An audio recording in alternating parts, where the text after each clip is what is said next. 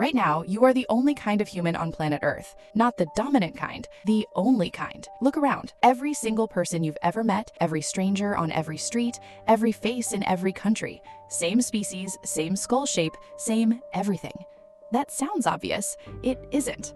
For almost the entire time humans have existed, that sentence would have been false. For most of our history, there wasn't one human species walking the Earth. There were several, at the same time, sharing the same rivers, the same caves, sometimes the same valleys. Being alone like this is new.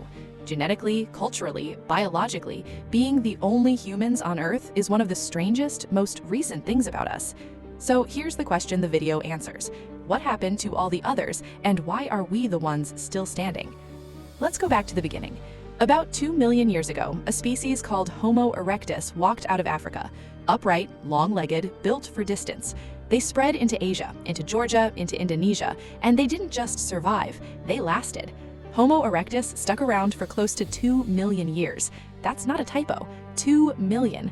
For comparison, our species, Homo sapiens, has been around for roughly 300,000 years. Homo erectus outlasted us before we even existed. Think about that. An entire other kind of human thriving for 2 million years while we were still nowhere on the map. But erectus wasn't alone either, and this is where it gets weird. Fast forward to around 300,000 to 100,000 years ago, and Earth was basically a house party of different human species. In Europe and Western Asia, you had the Neanderthals, stocky, cold-adapted, big-brained, making tools and burying their dead well enough that some survived for years with disabilities. They weren't the grunting cavemen of old cartoons. They were smart, adaptable, tough enough to survive ice ages that would kill most modern humans in a week. And when Homo sapiens moved into Europe around 45,000 years ago, we didn't just replace them, we met them, we lived alongside them, and this is the part that still surprises people. We had children with them. If you have European or Asian ancestry, somewhere between 1% and 2% of your DNA is Neanderthal, right now, in your cells. You are quite literally part hobbit's cousin. Yeah, let that sit for a second. But by around 40,000 years ago, Neanderthals were gone. Not overnight, it took thousands of years, but the trend line was clear. Smaller populations, isolated groups, then silence. Meanwhile, on that island in Indonesia, the hobbits, floresiensis, were holding on even longer than we used to think. Recent dating puts their disappearance at somewhere around 50,000 years ago, right around when modern humans were island hopping through the region. Coincidence? Maybe. Suspicious timing? Also maybe. The Denisovans lasted a while too. We know they interbred with us as well. Some populations in Papua New Guinea and the Philippines carry up to 5% Denisovan DNA, way more than the Neanderthal contribution most of us carry. But as a distinct species, they faded out sometime in that same window, tens of thousands of years ago. Same with Homo naledi, same with erectus, whose last populations may have clung on in Indonesia until shockingly recently.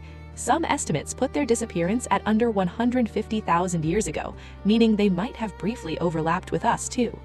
Here's the pattern.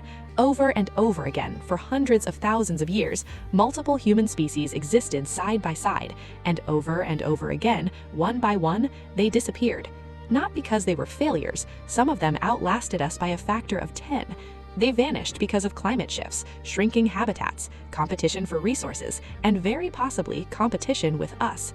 We weren't necessarily better, we might have just been luckier, or more flexible, or slightly better at cooperating in larger groups, trading ideas across long distances, adapting our tools faster than the environment could punish us for guessing wrong. By the time you get to around 12,000 years ago, right as farming is starting, right as the modern world begins, every other human lineage is gone. Every single one.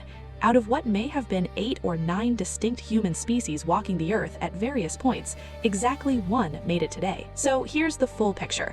2 million years of Homo erectus, a packed, overlapping cast of Neanderthals, Denisovans, hobbits, and cave-dwelling naledi, interbreeding written directly into our DNA. A slow, staggered wave of extinctions stretching from 50,000 years ago down to the edge of recorded history, and then silence, except for us. Being the only human species isn't the normal state of the world, it's the exception. For almost all of human history, human meant more than one thing. And that habit you have right now, sitting there, scrolling, thinking of yourself as just a person, that identity, singular and unchallenged, is barely a blink old. For most of our story, being human meant sharing the planet with other humans who weren't quite like you. Strange, brilliant, different humans. We're not the inevitable endpoint of evolution. We're the last ones left in a room that used to be full. Kind of makes you look at your own DNA a little differently, doesn't it? If this kind of thing fascinates you, there's a whole lot more buried in our past worth digging into.